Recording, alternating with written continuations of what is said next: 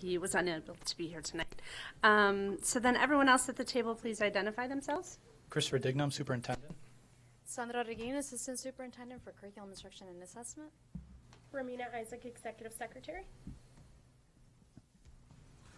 Tom Krieger, Human Resources Director. Tiffany Chavez, Director of Student Support Services. Liz Robertson, Highland Park Principal. Catherine Anderson, Principal at Deerfield. Christina Zales, Director of Communications and Instructional Technology. Ali Bahanti, Assistant Superintendent of Finance. And could the members of our audience identify themselves? Jessica Crone, Town Park High School Student Representative. Samantha Glenn, Deerfield Student Representative. Tyler Nye, Deerfield Student Representative. Tammy Beckwith Shum with PMA and Resident. Okay, so I need an approval of the regular board meeting agenda. Is there a motion to approve? So moved. Is there a second?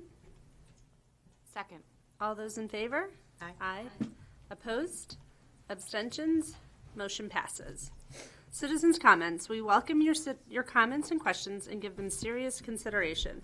Pursuant to Board of Education Policy 2-230, please identify yourself and, if applicable, state the agenda item to which your comment is directed.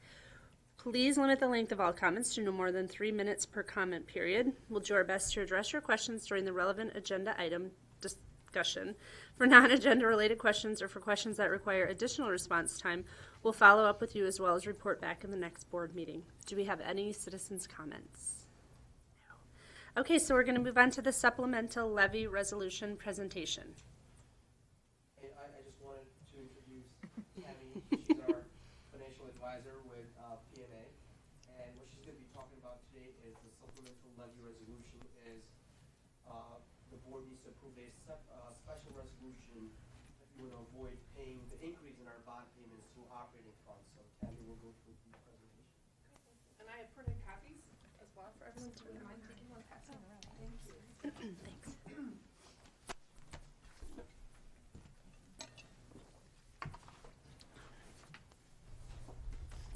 Okay, thank you. Thanks, Ali. Nice to see everyone. I know there's a few new faces since I was here last time. I've had the pleasure of working with the district as its financial advisor for several years, which means we help the district whenever it issues bonds. And many of you know that the district has bonds tied to referenda, and it has bonds that are outstanding that are non-referendum bonds. And Ali's actually invited me to come back out and speak with the Finance Committee in February to go through all of your debt, all of the features of your debt that are of most interest to the board, to do sort of that high-level overview of all of your debt. But tonight we're just focusing on your non-referendum bonds on the supplemental levy resolution that Ali spoke of because there's a bit of a deadline coming up. So I wanted to give you a little bit of background, explain why I'm here, and talk to you about the resolution that you have before you tonight. So, as you know, District 113 is subject to the property tax cap. And because of that, any non-referendum debt that you have outstanding, the annual payments are subject to what's called your debt service extension base, or your DSEB for short. And you can issue bonds against this DSEB as long as your maximum maturity is not longer than 20 years. Your DSEB was established back in levy year 1994, so the amount of debt service that you had in that levy year for non-referendum bonds determined what your DSEB is. And so you can imagine that all these school districts in the state of Illinois that are tax capped have different amounts of DSEBs. There are actually some school districts that don't have a DSEB at all. And having a DSEB gives districts flexibility to address ongoing capital projects and ways to finance certain needs in the district over time. So back in 1994, your DSEB is the number that's listed here. It was just over $674,000. So again, the law said in 94, you could issue non-referendum bonds, maximum payment of 20 years, as long as your annual payment was not more than the $674,000. Another law went into place in 2009 that allows districts to increase the DSEB annually by the CPI. So it compounds over time and it actually increases your district's borrowing power. So the DSEB, at the time the district's bonds were sold in 2015, and it says 2015B bonds because those were non-referendum bonds. There was an A portion that was not tied to non-referendum. They were referendum. I guess that's a double negative. They were referendum bonds. The DSEB at that time was about $754,000, okay? Your DSEB as of levy year 2017 is now about $775,000, and it increased by the amount of the CPI of 2.1%. Okay, so that's what your DSEB is. However, when those bonds were sold back in 2015, the B series, you could only file levies with the county clerk annually based on what the known DSEB was. So you filed bond documents based on the assumption that the annual debt service payment would be $754,157 per year. But you can actually structure bonds, and the board did this back in 2015 under the assumption that the CPI would be 2% per year.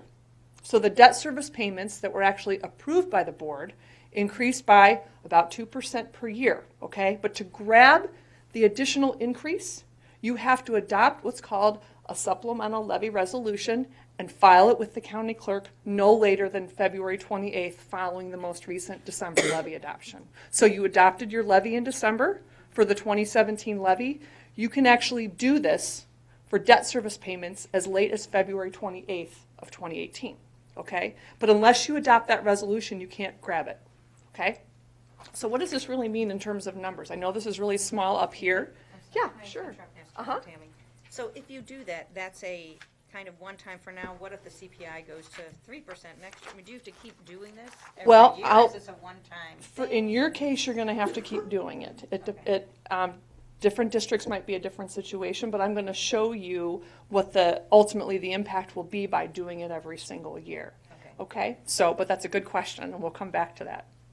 Okay. So what this chart is showing is the existing debt service payments on the district's bonds. And so if we look over at this side, non-referendum debt service payments, I'll come back into a minute, referendum debt service. We're not going to talk at all today about this. We'll talk about this in February.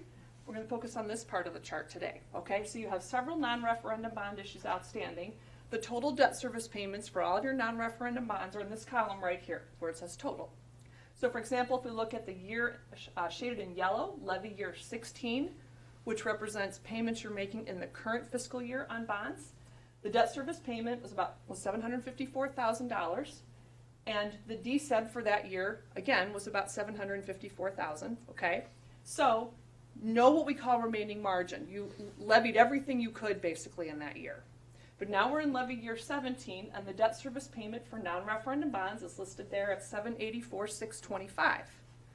Your DSEB, based on what is filed right now with the county clerk, it's only based on the $754, a negative number of about $30,400. So what this is saying, and Ali commented on this earlier, is if you don't adopt a supplemental levy resolution before the end of February, part of your debt service payment for non-referendum bonds in levy year 17, this $30,468 will have to come out of operating funds or the debt service fund balance, but it has to come from elsewhere within the district.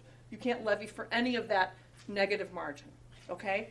And you can see going forward to your question a few minutes ago, based on where you are right now, you can see there's negative numbers in several years all the way through levy year 2028, okay? So in other words, that our district's budget will take a hit of $30,000, and then it will continue to grow every year. Right, well said. Here's a picture of it. So this is the red bar going across. That represents the DSEB at the 754. These blue columns represent the actual debt service payments that the board approved from that bond issue in 2015. Everything all together for your non-referendum bonds, you can see the payments are going up a little bit over time. Again, reflective of that assumption that your DSEB would go up by about 2% per year. But if you don't do anything, the red line stays flat. Anything above the red line, as Ali said, you have to cover from somewhere else out of the district's funds.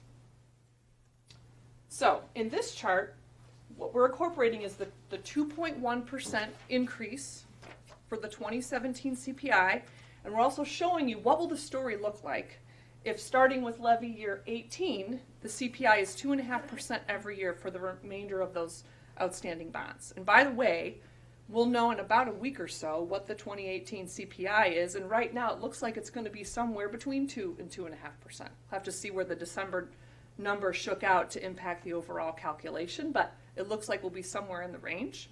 So if we assume that you adopt the supplemental levy resolution for 2017 and we continue to see 2.5% growth in the CPI, look at your remaining margin numbers now in that column. We have a couple years of some small negative margin, but then positive every year after that.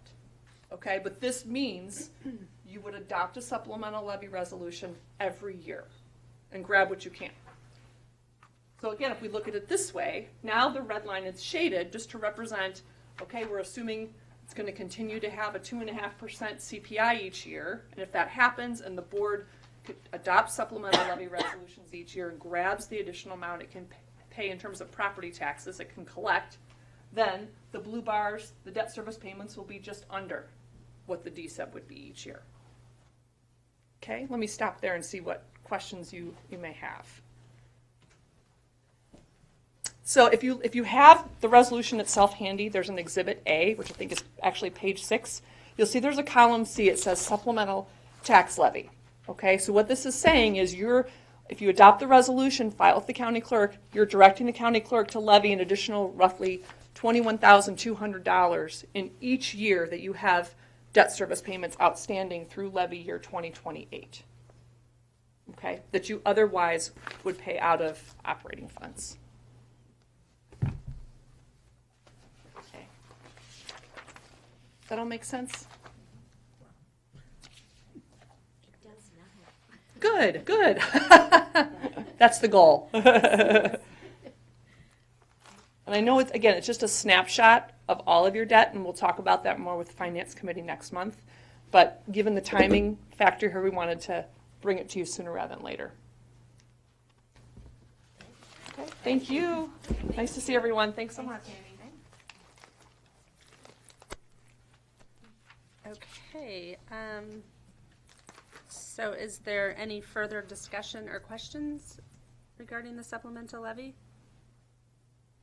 from anyone? No? Okay, so we'll move on to our reports. We'll start with Samantha Lynn and Shelby Miller.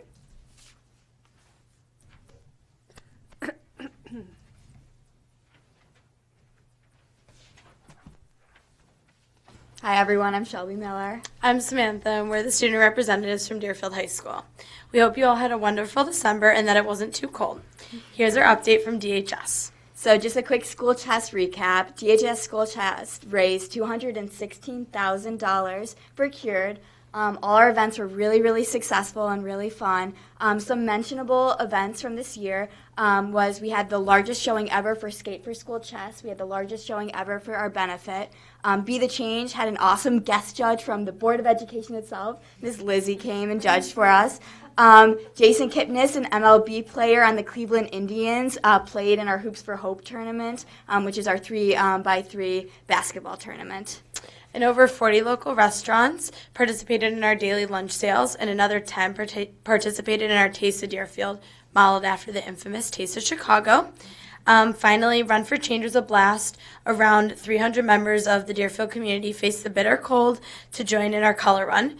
We had an amazing month as a school and within our entire community, and thank you to all who participated, donated, and supported us. So moving away from the student council information, there is a new website that was created called Humans of DHS. This was started by the Mindful Movement students, which is a gym class at Deerfield. And with added photos from the photography class, this website will help us learn more about the students within our own community and is only open to the DHS student community. So it is definitely going to keep us closer together. And then the Warrior Buddies Valentine's Day Dance is taking place at DHS on February 3rd. DHS students are very excited to spend the night dancing and socializing with their buddies. And the boys basketball teams will be playing our crosstown rivals, Highland Park, this Friday. Varsity will be playing at DHS at 7:30. And then in Model UN news, the students had a really amazing showing at the Model UN conference earlier in December. This was at Chicago, and over a third of the team celebrated winning Best Delegate or Honorable Mention or Delegate's Choice. And the Model UN team looks forward to their next conference in the end of January. And now the whole school is in study mode, getting ready for next week's finals.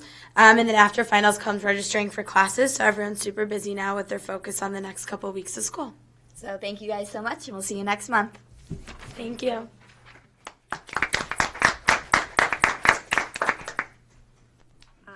And Jessica.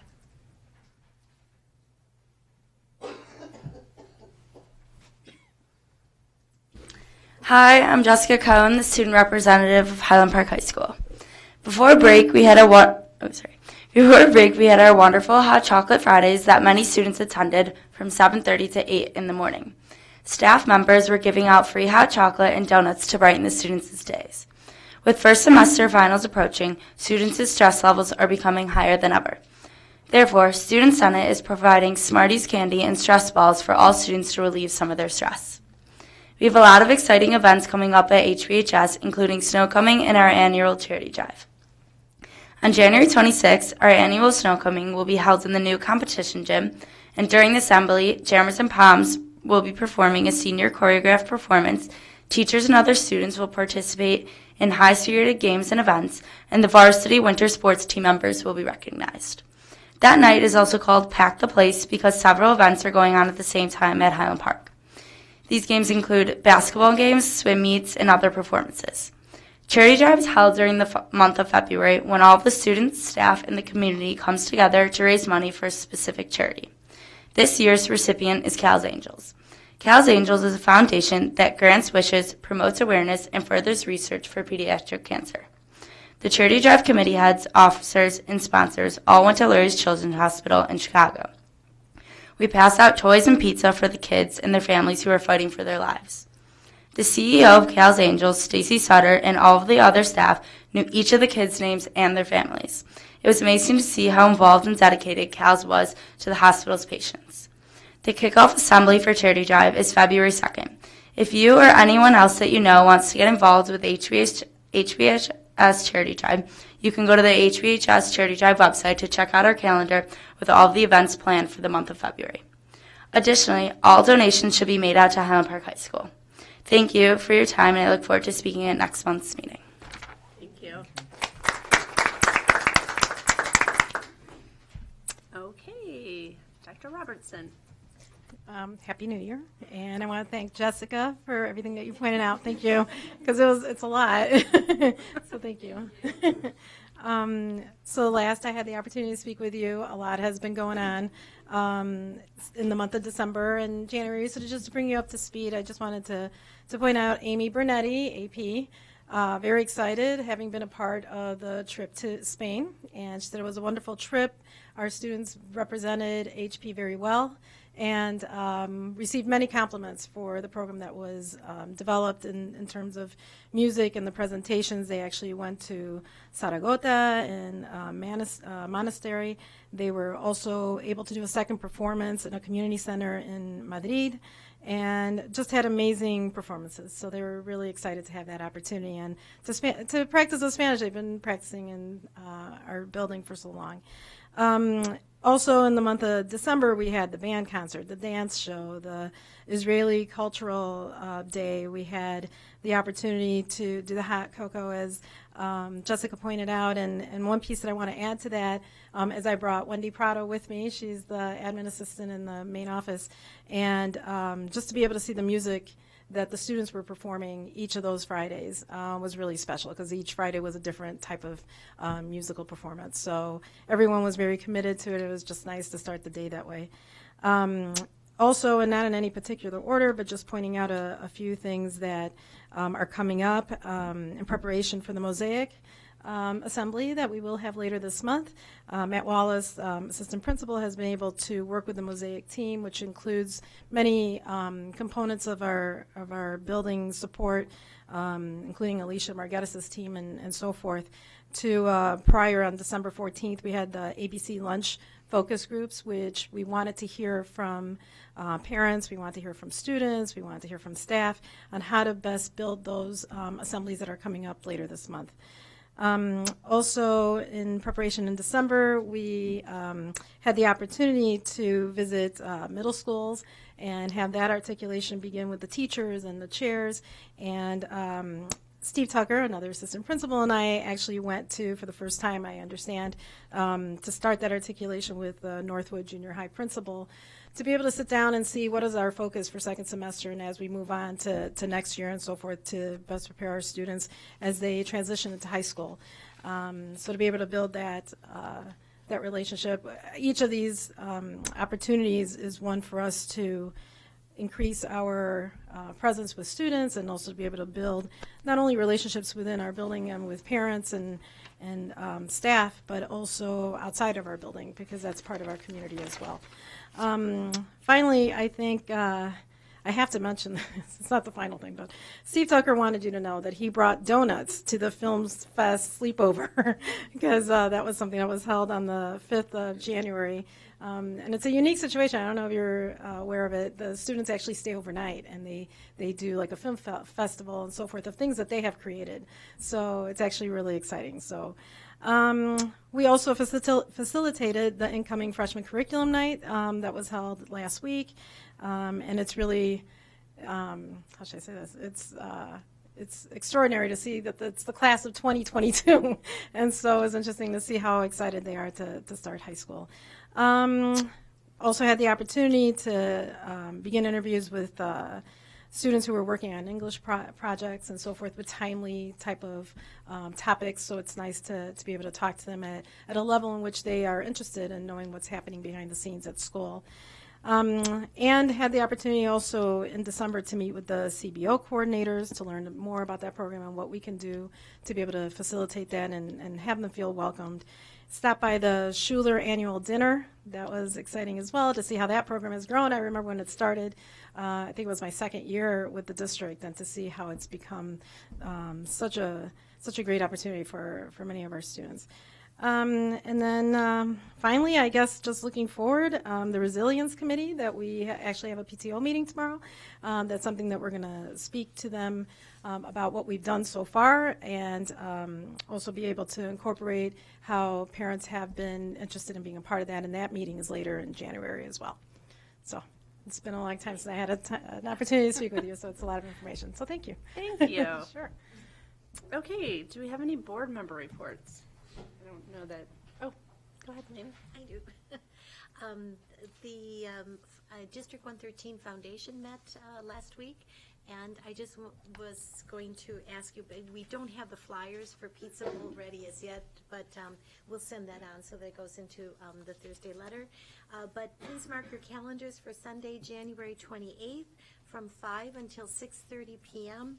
It's going to be hosted by Highland Park High School this year in the cafeteria, and it's just a wonderful evening of food and music, and people who are running for office like to show up. Gee, I wonder why. So please come and join us. I think right now we have 8 different purveyors of pizza, and I think about between 4 and 5 bakeries. So it's really an enjoyable evening.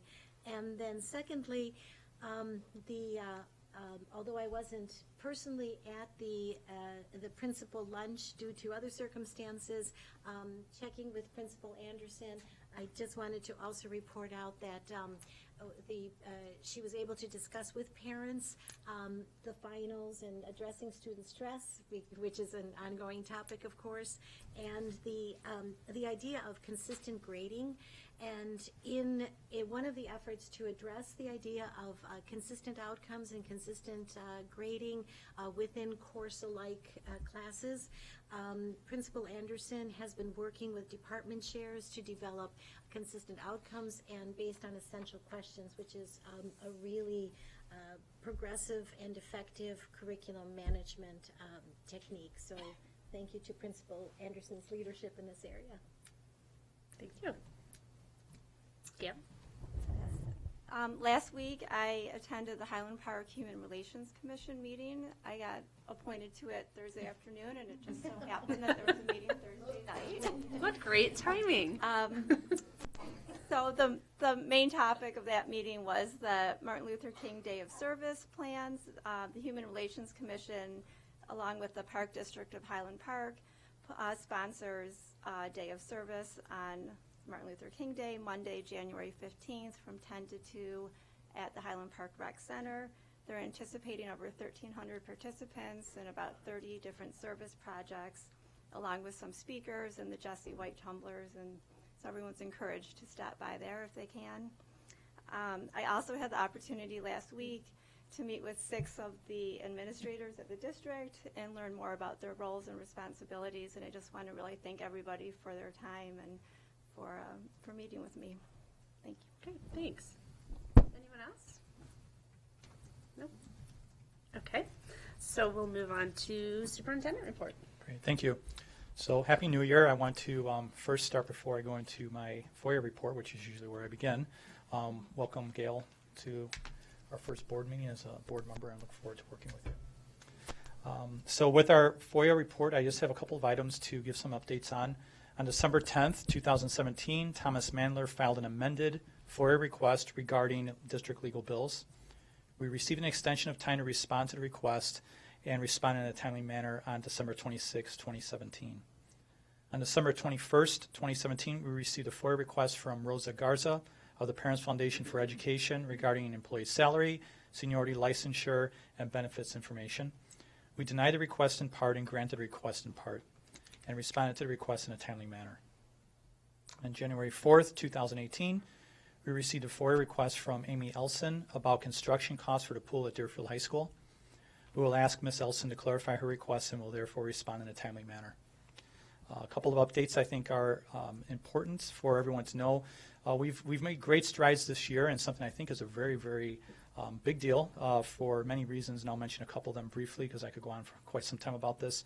But with our learning management system, we have adopted Schoology as our learning management system for the 2018 to 19 school year. We're very happy about this. We have a committee that worked together. It was a fantastic committee, the LMS Selection Committee, and it consisted of approximately 20 staff members, staff from DEA, administrators. In particular, I want to thank the hard work that Ron Kasbaum, Christine Gonzalez, Julie Blanche, Lisa Berghoff, and Jill Taylor performed in getting this effort off the ground and making sure that it was run very efficiently. And we are very happy with Schoology coming aboard next school year. Ron Kasbaum and our tech team are working with Schoology staff so that he can begin working with our staff for using the system as soon as possible. We're on schedule for having the entire system available for any interested staff members at the beginning of the second semester. The district will communicate additional information and will be providing professional development and training for staff through an early adoption and implementation period. We believe, and this is why I believe this is important, is that the adoption of the LMS will assist in focusing student resources to one area, will provide academic supports for all students, but I think one thing that's very important here is that it will provide improved social emotional learning with respect to what Dr. Robertson mentioned with student resilience, and I think they're interconnected. And it also is directly related to our strategic plan. You know, that's come up before. You hear this a lot about strategic planning. The hard part is the implementation. We are implementing that this year, and we're committed to ensuring that all that we do ties back to the strategic plan in some capacity. Dr. Robertson mentioned a Mosaic experience. I want to mention a few things about this and some other current events for our district and schools. In November and December 2017, the district school administration and various school team members began planning for presentations to be provided by the Mosaic experience for our students after the onset of the new year. The Mosaic experience presentations are focused on addressing all forms of hate speech and scheduled to take place on January 24th and 25th at Highland Park High School and then later at Deerfield High School during the second semester. In planning these presentations, we gathered as a school community in December to share insights regarding pertinent topics. Various stakeholder groups, including parents, students, and community and staff members, were invited to share their concerns, and that is exactly what happened in forming these presentations. They're tailored for the school and for the setting. As superintendent, there are some things I believe I would be remiss if I did not address tonight and speak to. I do feel the need to comment on several items that are occurring nationally and that are instances of hate speech that have occurred over the past couple of years that seem to be in the increase within our community, but really it's a national issue. But it is occurring here. This is an issue that the administration and all district staff are committed to. I don't want anyone to make any mistake about that. And we're committed to acting to this in a very proactive manner day in, day out. As superintendent, but also a community member myself, a husband and parent, I also feel the need to state that I find fewer things more reprehensible than the hate speech that occurs regularly, whether it's in our district or nationally, and the ways that hate speech have been used to reassert the empowerment of one group by disenfranchising another. This is something that has proliferated across our communities and as well as nationally, but within our district, and we can't shy away from it. It's something I do need to address head on. And this has been particularly brutal through social media, and that's something that's new. With social media, all forms of hate speech, whether they are racial, homophobic, religious, misogynist, or based on nationalism or classism, are unacceptable. They have no place in this district or in our community or our schools. As a first-generation white male born to parents who immigrated to this wonderful nation, I feel the need to address a couple of other items that are really current and things that are pertinent to our district and our schools. In particular, the use of the N-word. It seems to be something that's prevalent amongst young people, particularly white young students. This use of the word by our students I find particularly offensive on many levels for many reasons. Specifically, as a white male, I do not get to own this word. This is something we want to discuss with our students through the Mosaic experience, but with our staff. I am not entitled, and this is not my privilege to use this word. It is no one's privilege to use this word. There should be no intellectual debate on whether or not we get to use this word if you are a white person. There should be no entertainment of whether we're going to accept the use of this word in our schools.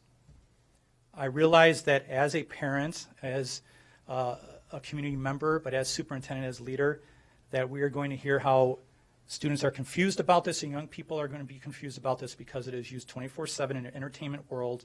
It is something that they've grown up being accustomed to. I do not believe that's something we should entertain as a discussion. I do not think that's a reason, that is an excuse. And so what we are committed to is making sure that we get this word out with our staff and our students day in and day out that is no longer acceptable. And if someone thought it was acceptable, we need to reframe where we are as a community. What my challenge is with the district and community is that I think that one thing that is hurting us that I want to move away from is this word tolerate.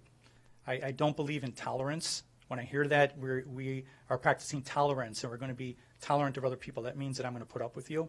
And I've heard that, and it's not something I like hearing, that we have framed our diversity and equity work around tolerance. I do not think that is productive. I do not believe we grow as people through tolerance. As far as I'm concerned, that is something that we need to move away from if that's a lens we've been using. Many of our staff are not using that lens, but we are hearing that. This is not a lens I care for and embracing in terms of tolerance. What I want us to do as a district, when working with our cabinet, our principals, our principal teams, is that we are fully committed to working with the education that needs to take place with our children. If someone doesn't understand something, you teach them. And that's what we're working towards. And so what we want to do is realize we are not going to fully eradicate hate speech from our nation or our schools with our efforts this year. However, with our efforts this school year and continuing onwards, we'll make great strides by committing to combating hate speech, and I, as the leader of the district, am fully committed to doing so and leading this charge. And when this comes up, and there are going to be instances where it occurs, we are working with young people who sometimes make really bad decisions and do not understand the long-term consequences of their actions and words, and especially when it's memorialized in social media. Okay, what we are committed to doing is working with our young people to help redirect and reteach where necessary. So I am looking forward to working with Liz and her team at Highland Park High School, Kathy and your team at Deerfield High School, and our cabinet to ensure that this is something that is front and center in what we do. Thank you. Great, thank you. Okay, we're going to move on to the approval of minutes. It's recommended that the minutes be approved as listed. Special meeting December 11, 2017. Special meeting closed session December 11, 2017. Regular meeting December 11, 2017. Closed session 1, December 11, 2017. And closed session 2, December 11, 2017. Is there a motion? So moved. A second? There was one minor discrepancy, which I apologize for not bringing up earlier today. But in the special session on December 11th, it indicates that there was no citizen comments, and there in fact were. So. Okay. No, I know. I know. If somebody can give them to me, I'll put them in there, so we can do it as Okay. amended. Okay. Yeah, so we'll approve them as Yeah. amended with Yeah. the comments included. Yep. So that was a motion, and then that was your you second? With the, Sure. okay. Any discussion? discussion? That way. Okay. I said, wait a second, but I will second it. I just heard second. All those in favor? Aye. Opposed? Abstentions? Which I think would Gail be, is that when we were doing Doesn't have, oh, She would abstain because yeah, 'cause she was for the. Yeah, because I don't think you were officially on the board yet, right? not for the first close. Oh, Abstain. Okay. Motion passes. That was easy. Okay, so now we're going to move on to discussion items. Board of Education Policy 5-258, Military Leave of Absence. I can provide brief background on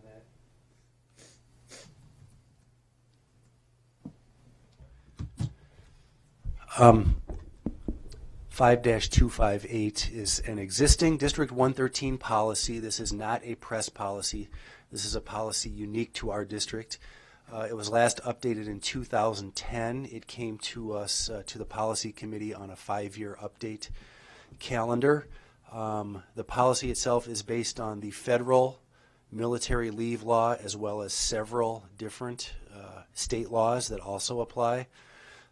Because of the number of laws that apply here and the lack of existing guidance from press, we sent this to our council, outside counsel, to review and update for us.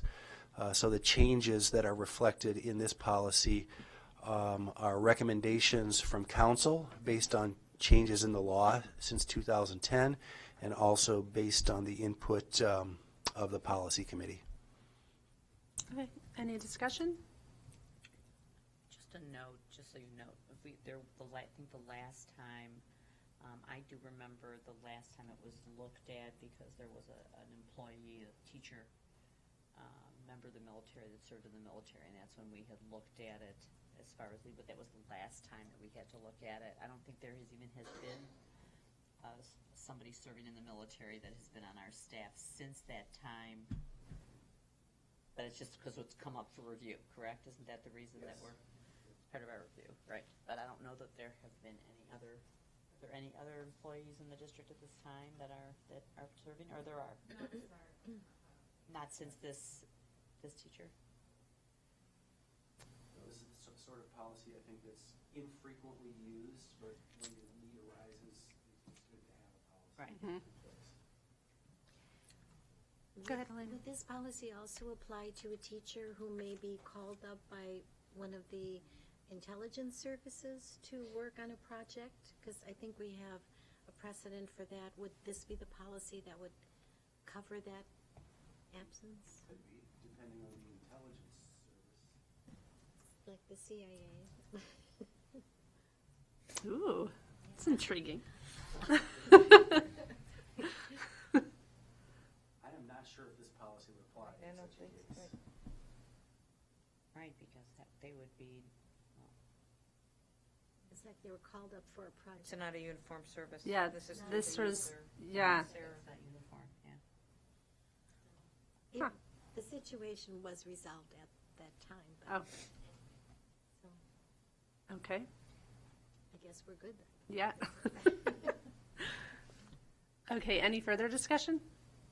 So just that if it were to be used, which it may never be used, it seems like at that time you would look to see what the current state and federal law is as relates to wages and benefits and use that as the guidance. Yes,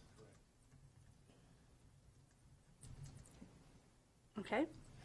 All right, so we're going to go to action items. It is recommended that the Board of Education adopt policies 2-95 and 8-70 as presented. So moved. Is there a second? Second. Any discussion? All those in favor? Aye. Aye. Opposed? Abstentions? Motion passes. Okay, now it is recommended that the consent agenda be approved as listed. Is there a motion? So moved. Second. Second.